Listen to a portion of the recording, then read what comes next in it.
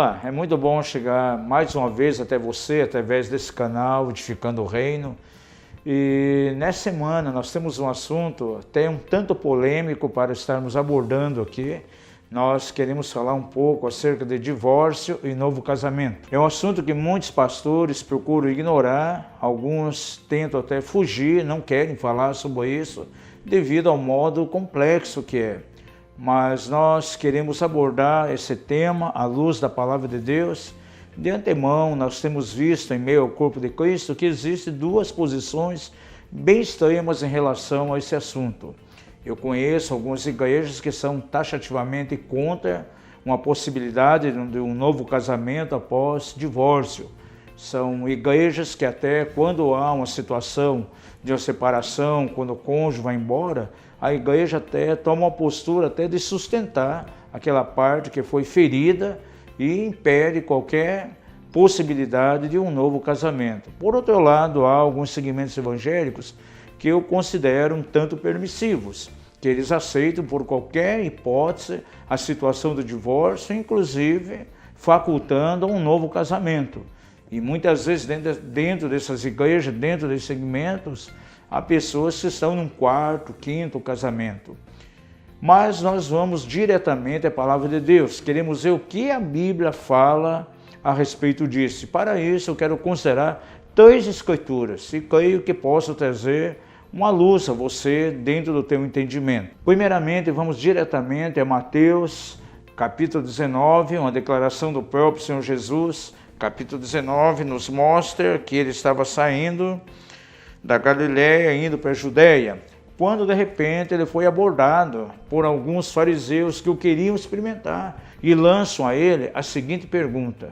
Nós queremos considerar do versículo 3º até o versículo 9, onde nós vamos encontrar o seguinte. Aproximaram-se dele alguns fariseus que o experimentavam, dizendo: é lícito ao homem repudiar a sua mulher por qualquer motivo? Respondeu-lhe Jesus: não tendes lido que o Criador os fez desde o princípio homem e mulher? E que ordenou: por isso deixará o homem pai e mãe, unir-se-á à sua mulher, e serão os dois uma só carne. Assim já não são mais dois, mas uma só carne. Portanto, o que Deus ajuntou, não separe o homem. Respondeu-lhe: então por que mandou Moisés dar-lhe carta de divórcio e repudiá-la? Disse-lhes ele: pela dureza dos vossos corações. Moisés vos permitiu repudiar vossas mulheres, mas não foi assim desde o princípio. Eu vos digo, porém, que qualquer que repudiar a sua mulher, a não ser por causa de infidelidade, e casar com outra, comete adultério. E o que casar com a repudiada, também comete adultério. Nesses versículos nós podemos ver de uma maneira bem clara que o Senhor, ele estabeleceu, ele instituiu o casamento. Não diz aqui que ele estabeleceu ou instituiu o divórcio. E há alguns detalhes aqui que nós temos que prestar muita atenção. Nos dias de Moisés era muito comum a questão do divórcio. Muitos estavam se divorciando por qualquer motivo. Alguma coisa que não agradasse ao marido na esposa já era um motivo para divorciar-se. Até se o arroz não cozinhava direito ou queimava, já era motivo então para divorciar. Era algo que se tornou assim tão banalizado. E é interessante que os fariseus, quando chegam a Jesus, eles chegam da seguinte maneira: por que Moisés mandou dar a carta de divórcio? Agora perceba que Jesus ele foi mais além. Ele diz assim: Moisés vos permitiu por causa da dureza do vosso coração. Entenda, mandar alguma coisa é um detalhe, porém permitir é algo completamente diferente. Então Jesus, de maneira clara, diz aqui que Moisés permitiu por causa da dureza daqueles corações. Mas perceba que Jesus, ele coloca aqui um princípio, porque ele mesmo declara aqui no verso 9, eu vos digo, porém, ou seja, acima dessas coisas, acima de tudo, eu vos digo, qualquer que repudiar a sua mulher, a não ser por causa de infidelidade, e casar-se com outra, comete adultério. E o que casar-se com a repudiada também comete adultério. É importante que nós entendamos bem aquilo que Jesus está falando aqui nesse versículo 9. Perceba que ele declara o seguinte: quando ele declara, a não ser por causa da infidelidade, outra tradução diz, ou por causa das relações sexuais ilícitas, o Senhor mesmo está estabelecendo aqui uma exceção. Veja, nós trabalhamos aí com aconselhamento pastoral dentro de uma linha apostólica e como pastor desde o ano de 82 e já acompanhamos inúmeras situações de restauração conjugal. Nós temos trabalhado muito no sentido de que haja, na verdade, uma restauração e não o divórcio, quando há até mesmo situações de infidelidade. Ainda hoje pela manhã está lembrando da situação, uma irmã cristã de uma determinada igreja participou de um evento nosso, o seu esposo não cristão tinha abandonado, estava convivendo com outra pessoa e ela decidiu não divorciar, ela decidiu orar, lutar, esperando no Senhor e de uma maneira tão extraordinária, depois do seminário, houve uma restauração nesse casamento. Ele deixou de lado aquela pessoa com a qual estava convivendo e voltou para sua esposa. Mesmo na situação de infidelidade, a gente procura trabalhar muito no sentido de que haja perdão. Agora, alguns detalhes muito importantes também que temos que considerar.